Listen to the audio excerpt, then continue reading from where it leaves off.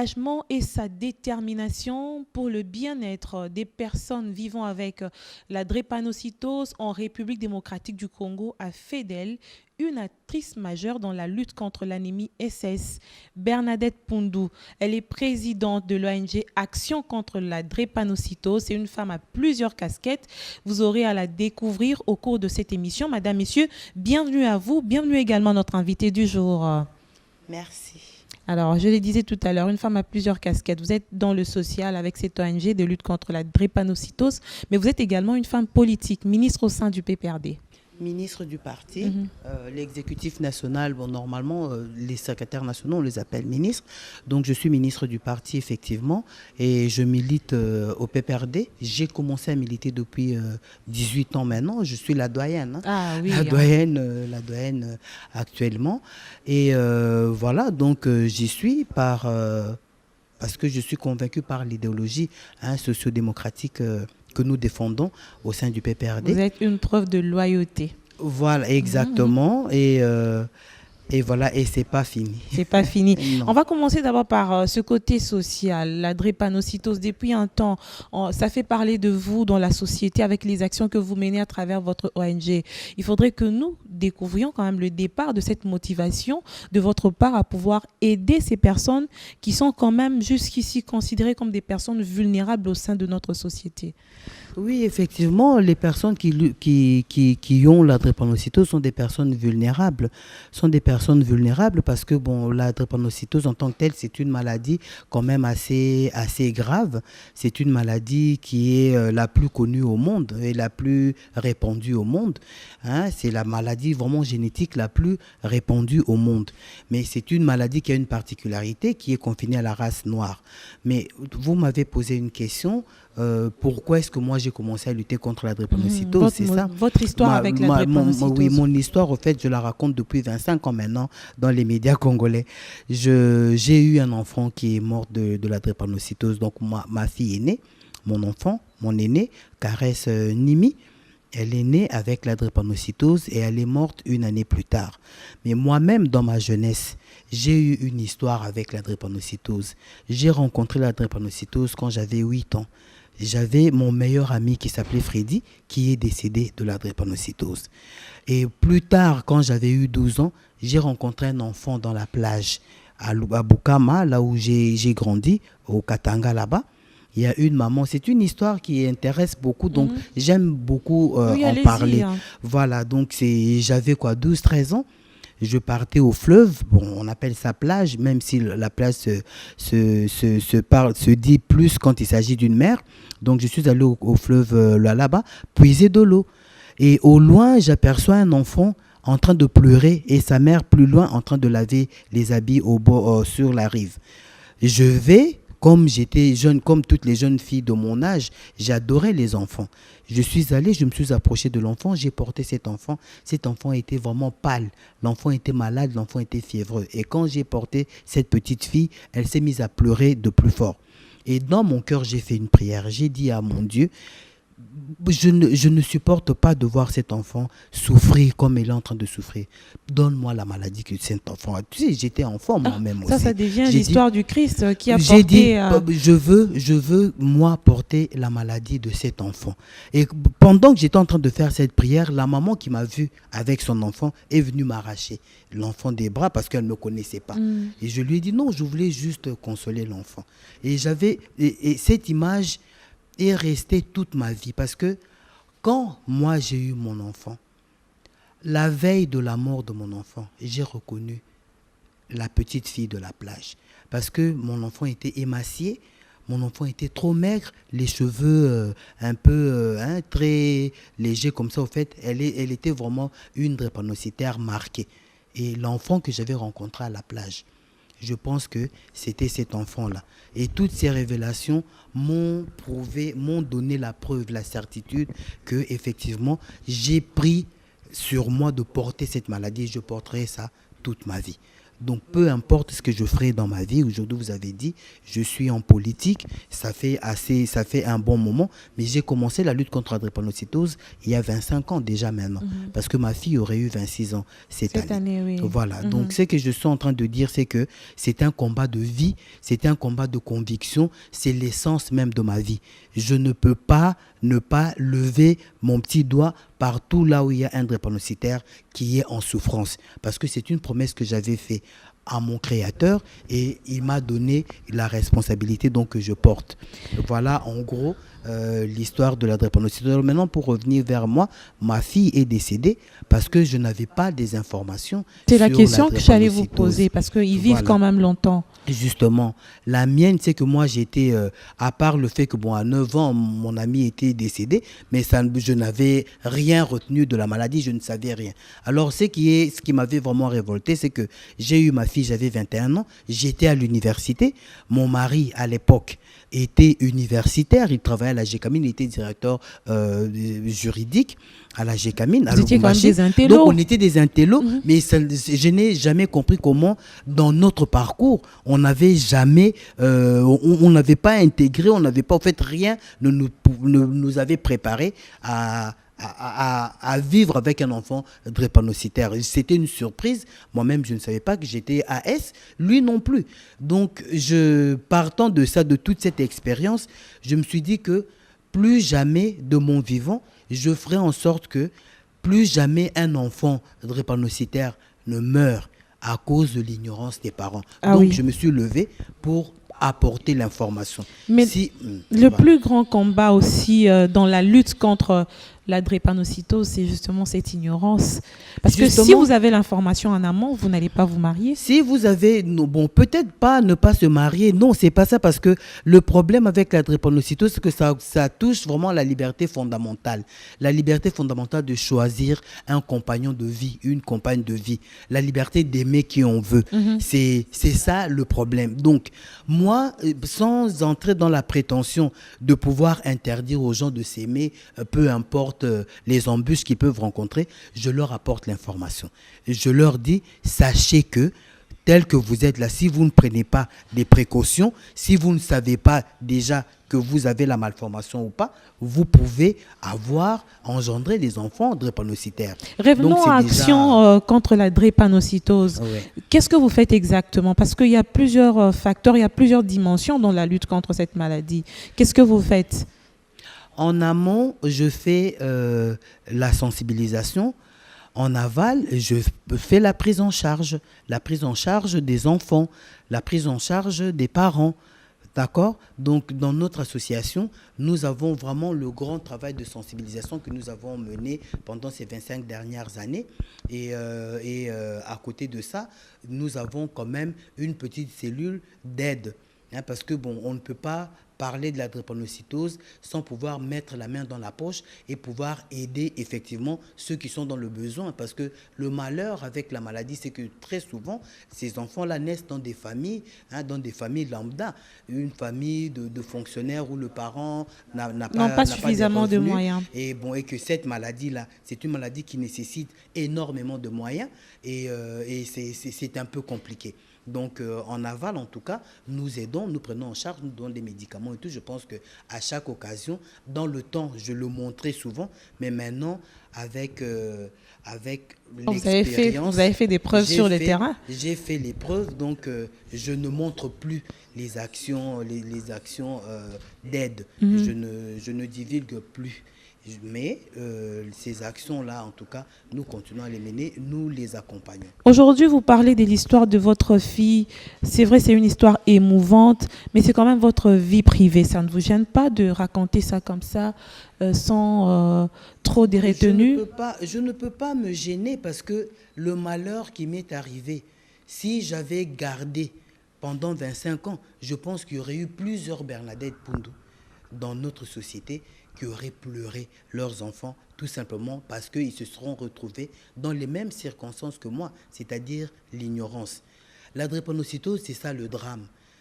Peu importe la gravité de cette maladie, Vous allez à la faculté de médecine, par exemple, où on forme nos médecins, nos pédiatres et tout. La drépanocytose figure juste dans un petit chapitre quand on parle de l'hématologie. Donc, quand on parle du sang, c'est là qu'on parle un peu de la drépanocytose. Donc, ça reste quand même tellement méconnu que moi qui ai vécu l'expérience fâcheuse d'avoir un enfant, l'aîné de mes enfants, de mon ventre, que j'enterre un enfant à 21 ans. Par ignorance. Par ignorance, c'était quand même quelque chose qui a totalement bouleversé toutes les données de ma vie. Parce que Bernadette est née de cette mort-là. S'il n'y avait pas eu cette mort-là, aujourd'hui, j'aurais vécu une vie normale, fonctionnaire, quelque part, peut-être politicienne. Ça crée une sorte de révolte en vous. Ça, non seulement une révolte, mais un appel. Ok. Une vocation. Un appel. Parce que, bon, étant catholique aussi, j'ai cette éducation-là. L'altruisme fait partie des valeurs que mes parents m'ont données. Tout à fait. Je suis né dans une famille de 13 enfants, je suis 10e, donc j'ai eu des aînés qui ont eu à m'éduquer. J'ai eu les cadets que j'ai eu à éduquer aussi. Donc, nous avons un prêtre dans notre famille. C'est pour dire que les Pundus, on est vraiment très, très portés vers l'humain. L'humain, c'est travailler pour l'humain, c'est l'essence même de la vie, selon ce que j'ai reçu de mes parents. C'est l'essence même de la vie d'un individu. Mais aujourd'hui, la science évolue quand même et ça a été quand même démontré qu'une prise en charge assurée avant peut permettre à ces personnes-là de vivre longtemps. Est-ce que la RDC s'est mise au pas? Sinon, est-ce que vous menez des plaidoyers dans ce sens-là? Nous menons des plaidoyers dans ce sens-là. Déjà là, je vous informe, c'est une première. Le vendredi, nous allons nous adresser, la directrice du centre du programme de lutte contre la drépanocytose et moi-même, nous allons aller vers le gouverneur de la ville de Kinshasa pour nous adresser aux bourgmestres, parce que c'est eux qui lient les mariages dans nos communes, qu'ils puissent dans leur plaidoyer pour des ménages stables, qu'ils puissent introduire quand même. Les églises aussi sont concernées. Certaines églises exigent quand même des tests avant. Certaines églises, justement, exigent, mais nous, comme nous voulons que l'État puisse prendre à bras le corps ce problème qui est lié quand même à son rôle régalien, parce que l'État doit, et c'est notre papa, l'État c'est notre maman, donc c'est l'État qui doit garantir aux citoyens congolais un mariage heureux avec des enfants, des citoyens en bonne santé. Qu'est-ce que vous proposez à l'État concrètement? Nous proposons à l'État... Parce que quand les gens viennent à l'État civil, ça veut dire qu'ils ont assez évolué dans leur amour. Mais nous demandons aux bourgmestres de pouvoir parler quand même de la drépanocytose. Si les parents les mariés n'ont pas fait des tests, qu'ils puissent faire leurs tests, qu'ils puissent savoir. Qu'ils puissent au moins savoir, parce que vous savez, l'ignorance, c'est l'ignorance qui est à la base de beaucoup de maux. Quand vous arrivez, vous mariez en connaissance de cause, vous allez aussi vous blinder au niveau de votre esprit, de votre intellect, pour pouvoir prendre en charge des enfants et d'éventuels enfants drépanocytaires qui pourront découler de leur union. Mais quand ils ne le savent pas, c'est compliqué. Mais par rapport à l'État, il n'y a pas que le plaidoyer dans ce sens-là que nous faisons. Il n'y a pas que la sensibilisation pour l'information. Au niveau de l'État, nous demandons aussi quand même plusieurs choses. À commencer par la prise en charge des enfants drépanocytaires. Nous voyons qu'il y a quand même énormément de citoyens congolais qui ont des handicaps de ci et ça, que l'État prend en charge. Prenons par exemple les handicapés physiques. L'État prend en charge certains handicapés physiques. Il y a quand même des dispositions que l'État prend par rapport à ça. Bien qu'ils se plaignent, ils demandent une amélioration. Fait déjà quelque chose, oui. Mais pour le drépanocytaire est un handicapé génétique. Donc c'est handicap. Il y a le mot handicap dedans. Donc l'État doit prendre en charge, doit aider les familles qui ont des enfants drépanocytaires. Mais il y a quand même une bonne nouvelle dans ce sens. La première dame de la RDC s'est impliquée avec la construction d'un centre de prise en charge des drépanocytaires. Ça va faire avancer aussi les choses. Ça va faire avancer les choses parce que un peu partout en Afrique où la drépanocytose est présente, c'est souvent les premières dames qui prennent ces situations-là à bras le corps. Et je félicite vraiment maman Denise pour le pas qu'elle a effectué, aussitôt arrivée, aussitôt tombée dans les problèmes, la problématique liée à la drépanocytose. En tout cas, c'était vraiment une bonne chose. Et je me rappelle aussi que Maman Olive, à un moment donné, elle avait aussi, parmi ses nombreuses actions sociales qu'elle a menées, elle avait aussi quand même un intérêt particulier par rapport aux drépanocytaires. Oui. Mais pour revenir à ce que j'étais en train de dire par rapport à ce que nous demandons à l'État, il y a la prise en charge de la maladie, mais il y a la prise en charge du malade lui-même, adulte. Nous avons énormément de problèmes avec les drépanocytaires adultes qui se retrouvent souvent malmenés dans leur milieu professionnel à cause de leur maladie. Donc, la discrimination. Il y a un problème lié à la discrimination. Donc c'est pour ça qu'en fait, moi, en tant que dirigeante, en tant qu'un responsable de mon ONG, j'ai proposé qu'on puisse faire un dialogue social. Un dialogue social, qu'on puisse intégrer tous les intervenants de la vie d'un drépanocytaire. Parce que moi, je peux dire, voilà, il ne faut pas qu'on puisse chasser, par exemple, qu'on puisse licencier un drépanocytaire à cause de l'absentéisme. Mais quand je dis ça, l'entrepreneur a besoin d'un employé, a besoin d'avoir quand même un aussi pour lui. C'est un manque à gagner. Donc, ça nécessite un dialogue social pour que nous puissions trouver un équilibre entre ce que nous revendiquons pour les drépanocytaires et ce que eux aussi ne doivent pas perdre leur emploi. Par rapport à... Non, je parle des entrepreneurs, je parle de l'État, je parle de tous ceux qui emploient les personnes qui ont la maladie, l'anémie SS. À l'école, la même chose. Il y a les enfants qui souffrent quand même d'une certaine stigmatisation. Mais eux aussi, on les reproche de ne pas bien s'intégrer. Mais comment il y a un complexe aussi de leur part. Non, ce n'est pas un problème de complexe. Écoutez, soit vous êtes en bonne santé, soit vous ne l'êtes pas.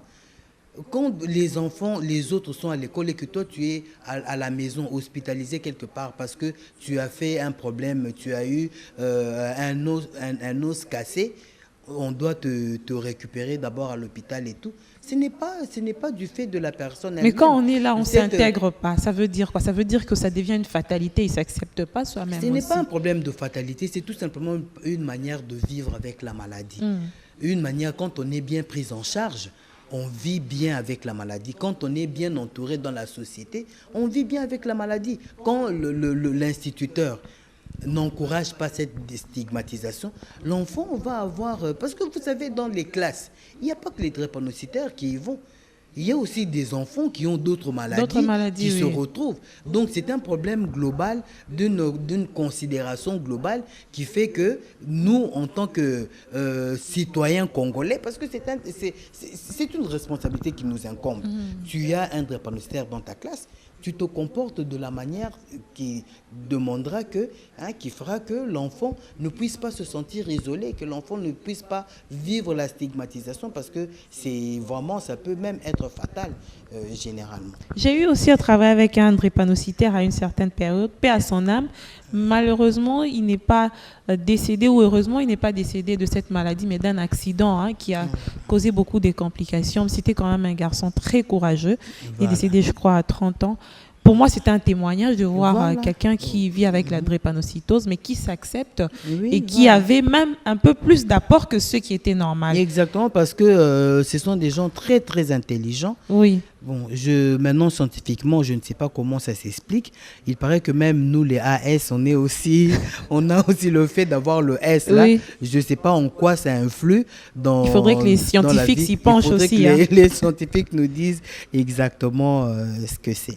Mais les chiffres, quand même, ont démontré que dans les pays les plus pauvres, c'est où la maladie se répand de plus en plus, bien qu'elle soit. Mais écoutez, en France, déjà, par exemple, en France, il y a presque 200 naissances de drépanocytaires par an. Le fait qu'on puisse retrouver de plus en plus de naissances, presque 2% des naissances quand même, on retrouve les enfants drépanocytaires. Nous avons 25% de la population. Si on veut parler du Congo, si vous voulez des chiffres. Des chiffres, oui. 25% de la population congolaise porte l'anomalie S dans l'hémoglobine. Donc ça veut dire que dès qu'ils se mettent ensemble et avec une autre personne. Qui a cette anomalie S. Voilà. Donc il y a à peu près 2 millions de naissances de drépanocytaires par an ici au Congo, et c'est pas peu. Et on peut compter quand même un grand pourcentage de Mais en discutant aussi avec hein. certaines personnes, ça c'est selon ces personnes, ils m'ont fait savoir que les examens coûtaient cher. Est-ce que vous avez... Oui, les examens ne coûtent pas si cher que ça. C'est par rapport au pouvoir d'achat de la population. C'est par rapport au pouvoir d'achat, effectivement. Donc, vous donnez des réponses, c'est très bien. Non, je donne par rapport, oui, voilà, c'est par rapport au pouvoir d'achat. Et puis, j'ai constaté que, comme je ne suis pas la seule personne luttant contre cette maladie, j'ai créé des émules. Hein. Oui, il y a ça, eu vous en êtes fier aujourd'hui? Je suis très, très fier parce que, bon, je suis parmi les parmi les pionnières, à part ceux qu'on avait trouvés, les docteurs Kabake, les docteurs Mbouyi, etc. Bon, j'ai quand même... Le Congo est vaste, donc je suis fier, je revendique. Je revendique, puisque nous parlons des revendications, on reviendra sur la question tout à l'heure. Je revendique quand même la création aussi du programme national de lutte contre la drépanocytose, qui a été le premier programme en Afrique. C'était quand même sous notre plaidoyer. Ah oui. Donc, nous avons fait beaucoup de choses pour la lutte contre la drépanocytose ici, non seulement au pays, mais ici en Afrique. Voilà. Donc, tout à l'heure, la question, c'était quoi déjà? C'était par rapport aux revendications. En fait, les gens disent que c'est bien beau de parler de la drépanocytose, mais lorsque nous voulons aller nous faire examiner, sachant qu'on veut peut-être nous engager dans une relation, ça devient des frais de plus. Oui, justement, donc ça fait partie de ce que nous voulons demander à l'État. Parmi les choses que nous allons demander à l'État, ce serait de prendre en charge les examens prénuptiaux concernant l'électrophorèse de l'hémoglobine au profit des jeunes mariés, donc des jeunes fiancés, quand ils ont le projet, quand ils vont s'inscrire à l'état civil, qu'on puisse aussi leur faire le test automatiquement, que le test en tout cas soit gratuit. Ce serait de la part de notre État une démarche très très responsable, tendant à protéger les jeunes couples. Parce que bon, vous savez, nous sommes en Afrique, le couple, le foyer, c'est le noyau, et c'est très très important. Quand on commence à mettre les enfants drépanocytaires au monde, ça menace l'équilibre du familial, foyer, oui. l'équilibre familial. Or, la famille, c'est l'essence même du peuple congolais, hein, je dirais même de l'Afrique, je dirais du monde. Donc, pour que les gens puissent prendre, comment dirais-je, avoir la chance d'avoir un foyer, une famille stable, équilibrée, il faut que l'État puisse jouer son rôle, prendre sa part. Donc, en amont, donner les tests gratuitement, que les jeunes Congolais en âge de se marier puissent avoir la latitude de pouvoir faire ces tests-là gratuitement financés par l'État. Et c'est très très important. Ça sera un pas significatif. Ça sera un pas significatif parce que la prise en charge en aval est plus lourde que le fait de prévenir déjà quand un jeune garçon de 18, 19 ans, 20 ans sait déjà qu'il est porteur de la tare S, quand il va rencontrer la fille à qui il va cligner l'œil, hein, qui va le taper à l'œil. Bon, ça fera aussi partie des réflexes. Hein. Est-ce que ton électrophorèse, ainsi de suite et tout, ça fera partie des éléments décisionnels pour pouvoir conclure un mariage avec les jeunes. Donc, c'est assez important. Alors, de l'autre côté, on demande la prise en charge. Bon, la prise en charge, nous connaissons les limites de notre État, hein, les limites de nos moyens et tout. Et surtout les priorités aussi. Il faut qu'on se le dise. Voilà. Bernadette Pondou, vous avez quand même de l'expérience dans ce domaine. Soyons pratiques. Des jeunes qui s'aiment, qui évoluent bien et qui se rendent compte qu'il y a incompatibilité. Oui. Qu'est-ce qu'ils font? Ils se marient et ils viennent prendre conseil. Ils se marient parce qu'il y a une dimension. Il y a une dimension et c'est ça ce qui est vraiment divin. Vous pouvez être AS, vous deux, et vous pouvez ne pas avoir des drépanocytaires. C'est ça la grandeur, même c'est le coup du sort. Ça, c'est un risque. Bon, justement, mais bon, vous savez qui ne risque rien à rien. Dans la vie, moi, je ne peux pas, j'ai commencé cette émission en vous disant, Je ne peux pas, moi, Bernadette, toucher à la liberté fondamentale qu'a l'être humain de pouvoir aimer. Je ne peux pas. Mais je peux donner un conseil. Mais si malgré le conseil, les gens sont d'accord de pouvoir prendre quand même leur vie à bras le corps et prendre le risque de s'assumer, ben voilà. Et c'est pour ça que j'ajoute, ce n'est pas une fatalité quand on est AS tous les deux, d'avoir des enfants drépanocytaires. Il y a des couples qui ne savent même pas qu'ils sont AS tous les deux. Mais la dimension drépanocytaires. religieuse aussi nous a montré dans les passés, nous a démontré ou n'a pas joué son rôle comme il se doit en inculpant ces enfants-là des sorciers ou quand il y a une famille où il y a 2, 3, 4 enfants anémiques, c'est-à-dire qu'il y a la sorcellerie. Ça, c'est l'effet de mode. C'est l'effet de mode, Madame Feza. C'est l'effet de mode. Je suis en train de vous parler du fait que j'ai rencontré drépanocytose, j'étais petite. À aucun moment, par exemple, Freddy, mon ami, j'avais entendu dire qu'il était sorcier. À aucun moment, Daniel, parce qu'il y avait aussi Daniel qui était mort. À aucun moment, je n'ai entendu ni dans sa famille, ni où que ce soit, parler de la sorcellerie. Moi-même, quand j'ai eu le coup du sort, j'ai eu mon enfant est décédé. Je n'ai jamais, ni du côté de la famille de mon ex-mari, ni nous, qu'on parle. Aujourd'hui, c'est un autre débat. C'est un autre débat. Et je n'aime pas entrer dans ce débat-là parce que ça me révulse. Oui, c'est révoltant. Ça me donne envie de vomir. Tout à fait. L'on espère que ces églises vont jouer leur rôle comme ici. Donc, on n'a pas beaucoup de temps. Vous êtes aussi femme politique. On a quand même parlé longuement de cette casquette sociale. Aujourd'hui, on veut aussi quand même poser quelques questions sur la situation de la femme dans le monde politique. Comment la jugez-vous de manière générale en RDC ? En RDC, je trouve que la femme politique est négligée. La femme politique est vraiment n'est pas considérée et c'est vraiment dommage.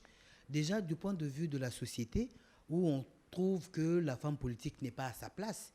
La politique est faite et conçue par les hommes et doit être exercée que par les hommes. Donc on nous regarde d'un certain œil. Et du point de vue politique, donc professionnellement parlant, donc vous êtes dans un camp politique, vous êtes en plein dans la politique. Les gens avec lesquels vous partagez les idéaux, les gens avec lesquels vous travaillez, ne vous considèrent pas non plus. On a toujours tendance à trouver que femme égale faiblesse. Le raisonnement n'est pas féminin. Et c'est la cuisine, c'est le rôle social qui est féminin et c'est vraiment dommage.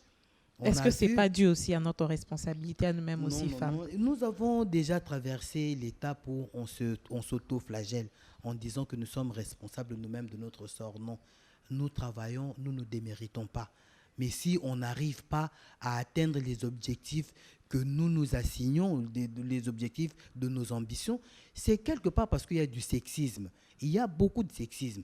Toutes les personnes avec lesquelles, moi, Bernadette Poundou, j'ai commencé au PPRD, il y a 18 ans, tous les hommes, ils sont passés, il n'y a eu aucun premier ministre, mais il y a eu des vice-premiers ministres, il y a eu des ministres, il y a eu tous. Mais il y a eu aussi des femmes qui ont été nommées ministres. Non, il n'y a pas eu beaucoup de femmes de mon époque. Bon, il y a, je peux dire, oui, maman Lucana. Maman Lucana, oui. Lucana qui a eu la possibilité, l'opportunité de pouvoir servir le pays. Parce que moi, je ne parle pas de chance. Je parle de l'opportunité de servir. Elle a servi le pays. C'est vrai que, bon, de mon époque, il y a Carole Aguito qui a eu le poste de directrice générale. Oui, pendant longtemps au sein de la SONAS. Oui, voilà. Bon. Qui d'autre? Vous voyez que je suis en train d'hésiter. Ça veut dire qu'elles sont à compter du bout des doigts. Et certaines, effectivement, ont eu des postes. Certaines, 2 ou 3, ont eu des postes en dehors du PPRD, en dehors de l'exécutif. Parce que là, je suis en train de parler de mon cas. Je parle de l'exécutif national. Je ne parle pas du PPRD élargi. Il y a eu quelques femmes quand même qui ont eu, quand donc, on balance, selon vous, l'homme a peur de la compétence féminine ou quoi? Qu'est-ce qui s'est passé? Je ne parle pas de la peur. C'est la mauvaise foi? De la peur. Je parle tout simplement du fait de... La mauvaise foi serait peut-être aussi un peu léger de dire que c'est de la mauvaise foi.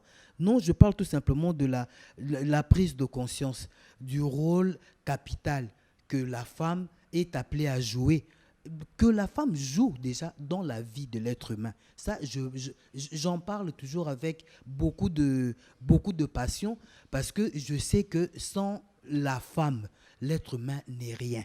Et sans la politique féminisée, ben la politique n'est rien, la preuve. Regardez dans quelle situation sociale, par exemple, nous nous retrouvons.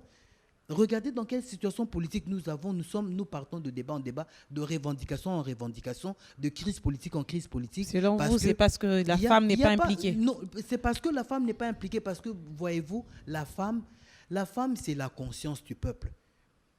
La femme, c'est celle qui porte la vie de tout un peuple. Alors que vous décevez aussi quand on vous donne des responsabilités. Regardez partout dans le monde, dans les plus vieilles démocraties, vous allez voir que là où on a laissé à la femme la possibilité de s'exprimer, d'exprimer sa compétence, ce sont les pays les plus avancés. Regardez au Canada, regardez le Rwanda, regardez dans tous les pays où la femme le Mozambique aussi évolue très bien. La possibilité de pouvoir apporter ce qu'elle peut apporter avec ses compétences, ben on a des meilleurs résultats. Moi, ma revendication, ce n'est pas qu'on puisse écarter les hommes.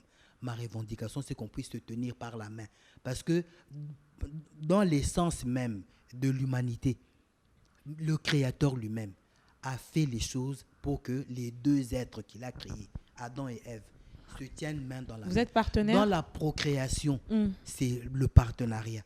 L'homme et la femme. Dans l'éducation, c'est le partenariat.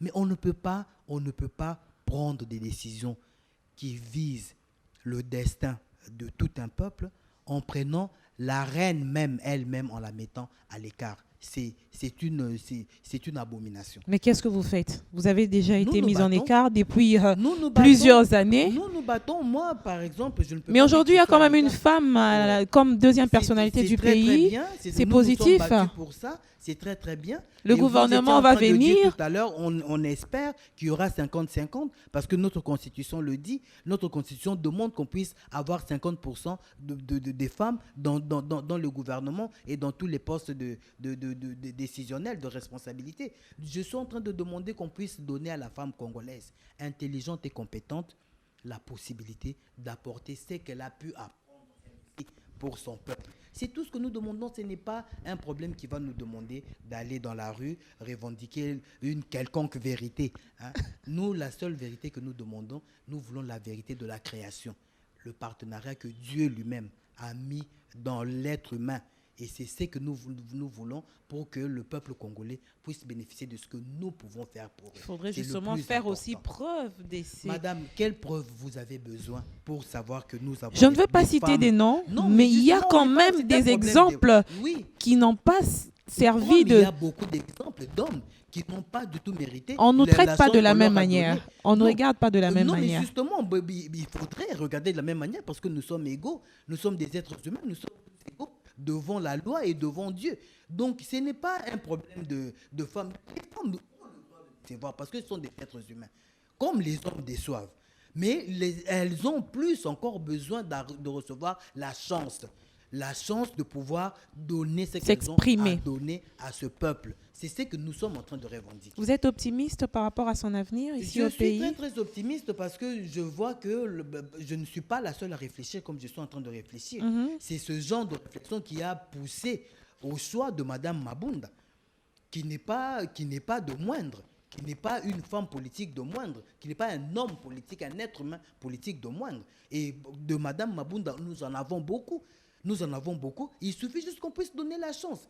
Le problème, c'est que ceux qui décident, ce sont des hommes malheureusement. Mais bientôt, avec toutes les chances que nous allons avoir de pouvoir nous exprimer, on verra. Entre nous, pourquoi vous n'inversez pas les rôles au sein des partis politiques? On a l'impression que les femmes qui viennent pour vous accompagner dans vos mouvements, dans vos sorties, dans ce que vous faites comme grande activité, elles ont un rôle assez dérisoire.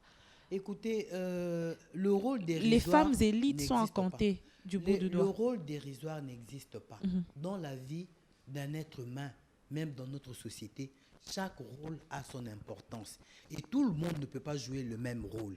Et c'est le problème que nous vivons ici au Congo. Tout le monde veut être président, tout le monde veut être député, tout le monde veut être... Mais Où sont les gens qui doivent aller au Tout le champ? monde veut faire la Tout le- politique Voilà. parce qu'on nous a donné Où l'impression sont que la les politique gens- enrichit Où rapidement. sont les gens qui doivent aller au champ? Où sont les gens qui doivent aller donc à toutes les échelles? Si nous voulons faire la comparaison, ben je vous dirais que chacun a son rôle. Chacun joue son rôle. Donc, nous, quand nous faisons une sortie, nous donnons à chaque personne, au prorata de ses capacités, de ses compétences, le rôle qu'il doit jouer. Donc, on ne va pas ici venir discuter sur ce qui est. Hein. Nous allons discuter sur ce qui est capable, ce qui est possible d'être fait. Voilà, chacun avec ses ambitions et au prorata des ambitions, recevoir ce qu'on peut recevoir et donner ce que nous pouvons donner.